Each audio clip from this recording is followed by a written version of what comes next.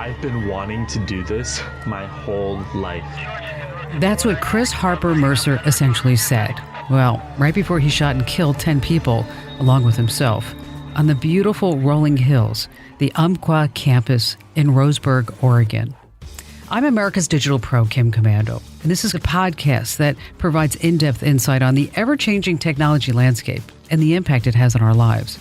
You're going to hear from tech industry experts, movers, and shakers. And in this podcast, Chris Harper Mercer, he was an avid gamer. He's just one of a growing number of mass shooters who are also into violent video games. So there's always the question, is there a connection somewhere? Well, as it turns out, yes, there is a connection. Playing violent video games is a regular routine in the life of a mass shooter, or it seems like.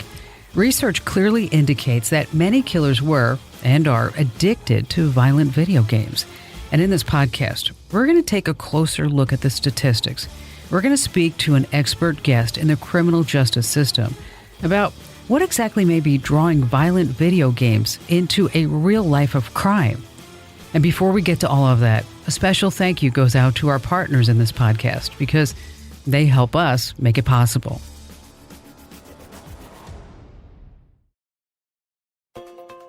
While violent crime, quote unquote, is decreasing, mass shootings are getting deadlier and it seems like more frequent. The FBI reports that active shooter incidents have more than doubled from the year 2000 to 2015. Think about that. When you were in school, you had fire drills, right? Well, kids nowadays, they have violent shooter drills. That's right. The kids are taught what to do if somebody comes into their school, a place that was supposed to be safe, with a gun intending to kill. 4 of the deadliest shootings in the United States history have been within the last 5 years. The gunmen, and I do say men because all but 3 of the shooters were in fact men, had unstable backgrounds or they had a criminal record of some sort. And the other thing that they had in common, well, it was gaming. In fact, Chris Harper Mercer was pretty well known in the gaming community. As he planned his mass murder, he was encouraged by his online pals to actually go through with it. After this horrible deed was done, he ended the game by, well, ending his own life.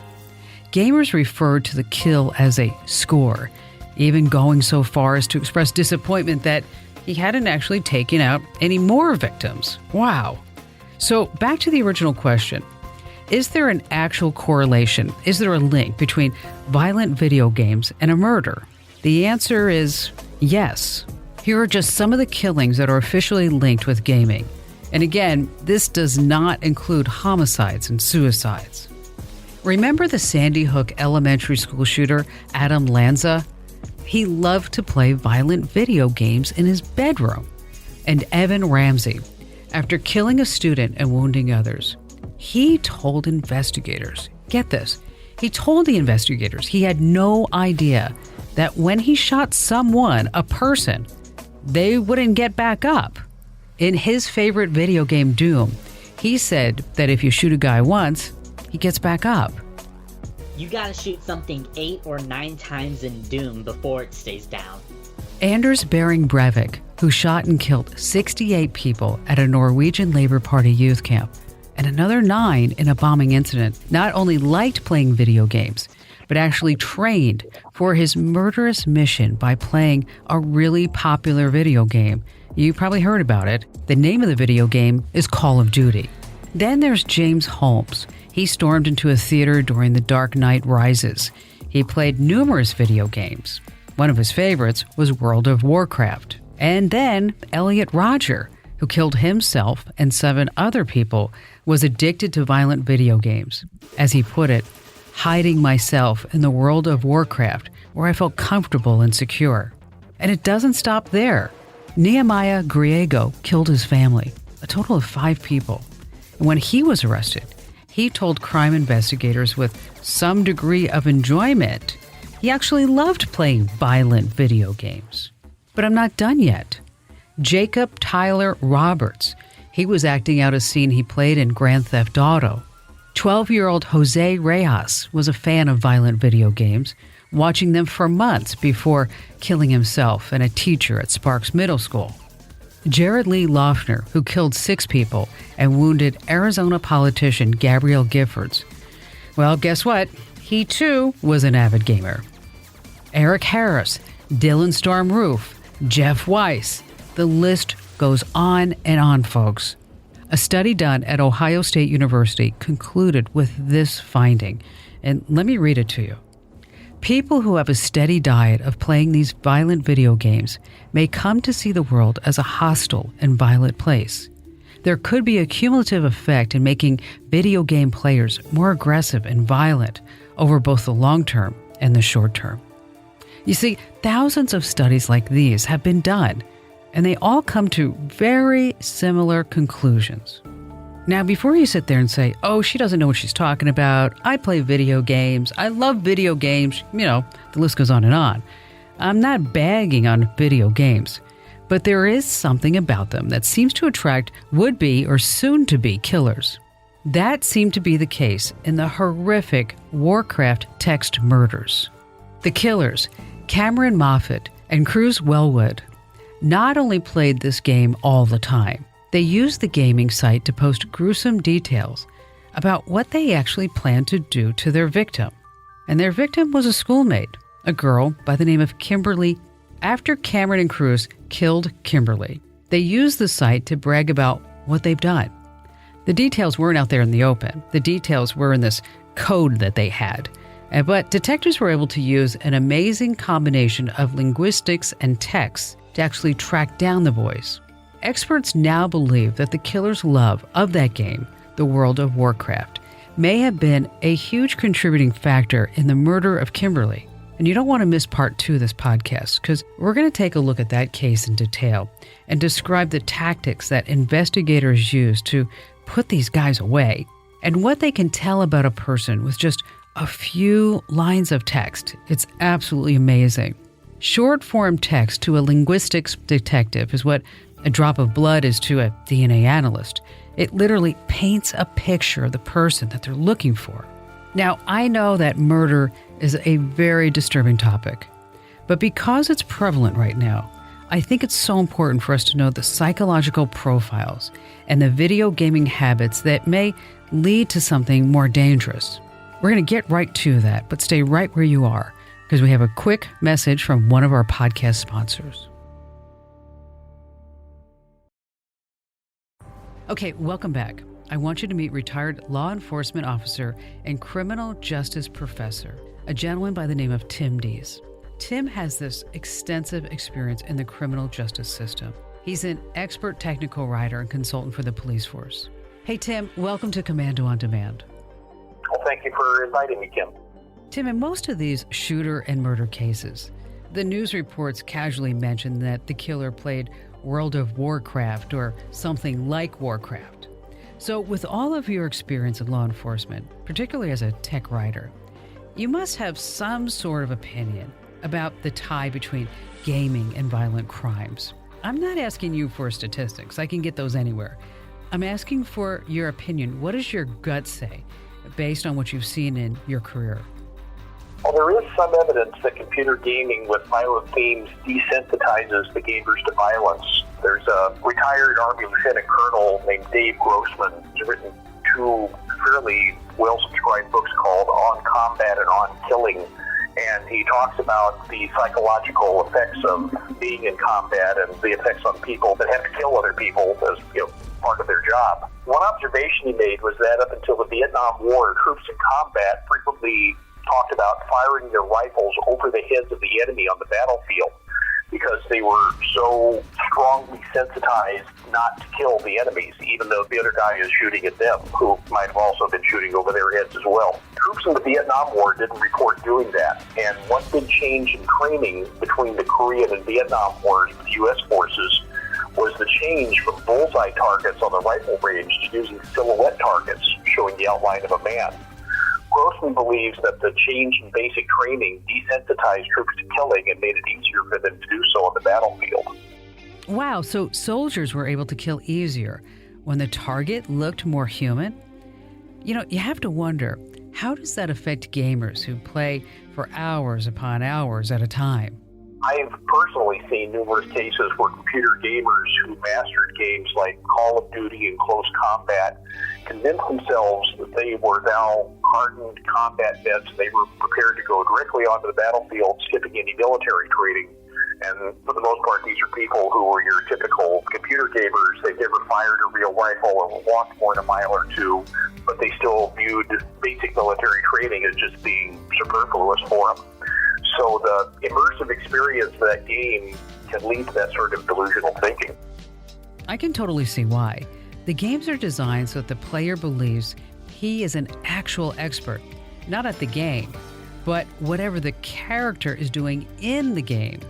He can be a national hero without ever having to leave the couch. So along those lines, do you believe that a criminal is born a criminal? Or do you think playing video games like Warcraft or Call of Duty or the others, does it actually open up channels in the brain that might propel someone to actually, say, enter a life of crime? For instance, in Warcraft War Crimes, some of the characters are war criminals. So do you think that a mild-mannered person could assume a war criminal persona and then maybe develop a morbid obsession, if you will, for harm and murder? I think anyone can be shaped by their environment, although some personalities are more prone to influence than others. Most of us choose role models while we're growing up, even if we don't realize that we're doing it. A powerful character in a computer game, even one that might be evil, could be a role model in the same way that a comic book character could be. What I've read is that psychopaths are born where sociopaths are made. Psychopaths have some organic differences in brain function that causes them to lack guilt or shame over doing bad things, where sociopaths are simply conditioned to lack guilt or shame. And certainly one's environment would play a role in that conditioning. This World of Warcraft murder seems to have both examples. Bruce Wellwood was the son of a violent murderer and may have inherited the psychopathic traits from his father, where Cameron Moffat was apparently sexually molested when he was very young and he was poorly socialized during his upbringing. So the two boys then focused on their victim, Kim Proctor, who was insecure and likely craved for any male attention. So the three of them were close to a perfect storm for a violent exploitative crime. It was totally the perfect storm. What I'm really curious about is, how much do technological advances have to do with the frequency of violent crimes? Do you have any knowledge about that? Well, violent crime in the United States, it's actually been in a downward trend since it peaked in 1991. Coincidentally, that was about the time that computer games were taking hold in a big way. We're presently at about the same level of violent crime that we were in 1968 in terms of crime rates. Although those of us old enough to remember 1968 know that was a very turbulent year for the United States. But crime certainly has gone up in terms of black market trading, theft, child pornography, and cybercrime. Do you think technology itself has enabled those who wouldn't be able to commit, say, a street crime to commit crimes online? Cybercrime is a relatively new phenomenon that wasn't easily done before the internet. Child pornography has always been around, the sexual exploitation of children, but mainly because the internet provides such an able conduit for it. The business model that proved the economic viability of the internet was pornography. It became quickly apparent that people would pay to have downloadable and streaming images and video piped right to their desktop. It made the consumer anonymous and all but eliminated the need to visit a sex shop or order from catalogs. But one negative consequence to the proliferation of online gaming communications and social media is the expanded role of the bully. Before the internet, being a bully meant that you had to be physically or socially powerful. But now you only have to appear to be powerful and be reasonably skilled. The nerdiest, most socially awkward or puny person can be a successful bully if they can acquire sufficient computer skills and an online following. And the capacity to become powerful, even if it's only in a virtual world, is a huge enticement for someone who has not been popular in a real-world environment. It's given the poorest and the weakest a voice that can reach anywhere in the world, and it enables the skilled criminal to commit huge acts of fraud and theft.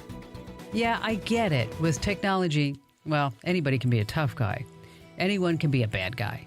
In the old days, not everyone was actually physically able to, say, rob a bank. Technology has essentially leveled the playing field, and unfortunately, some kids have absolutely no idea how to detect a real physical threat. I mean, one day they're, say, chatting with a new friend online, And 2 weeks later, they're recruited into, something awful like sex trafficking. And the parents are sitting back saying, hey, how did any of this happen? If you ask cops what changes they would make on society if they were able to do so, a really common answer would be mandate better parenting.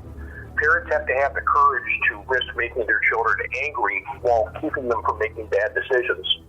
A friend of mine signs his emails with the closing line of, life is full of choices, but choices have consequences. Parents can and should supervise their children's computer activity just as they should know where their children are when they're away from home and who they're hanging out with. If they regard that as an invasion of privacy, the kids will have to learn to live with it until they can provide their own computer internet access.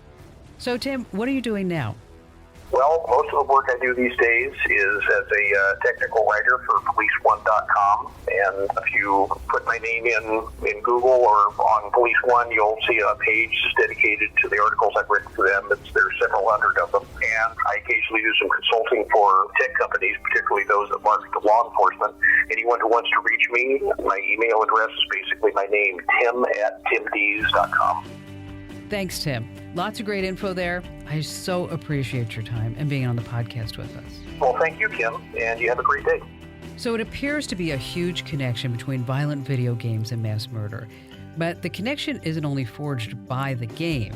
It has to do with many factors. So make sure you stay aware of what's going on with the folks in your life. You want to be alert to clues, and they're usually everywhere, especially in technology. And these clues are really going to surprise you. That's why you want to listen to part 2, because all the clues are in that podcast.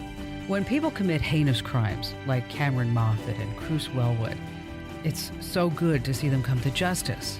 But wouldn't you rather see people like that stopped before they have a chance to do what was done to Kimberly? Such a young, beautiful woman with so much potential. My hope is that in this podcast and part 2, your eyes will be open just a bit more to the clues around you, and to the technique experts are using to stop killers before they have a chance to strike.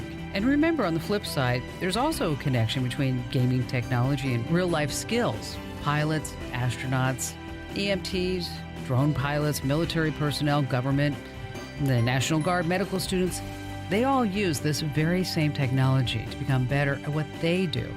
And that's why I love technology. A big thank you goes out to our expert guest, Tim Dees, for being an essential part of this podcast. And be sure you also listen to part 2. It's a little bit difficult to listen to, but you're going to learn a lot. Part 2 is about learning how to spot this behavior before it even happens. And if you like this podcast, you know what to do. Do me a huge favor. Head over to iTunes, Google Play, wherever you get your podcasts. Give us a great 5-star rating. And if you're so inclined, just say a couple of words great about the podcast, because that helps our podcast rise in the ratings, and then that's how more people find our podcast. Thanks for joining us.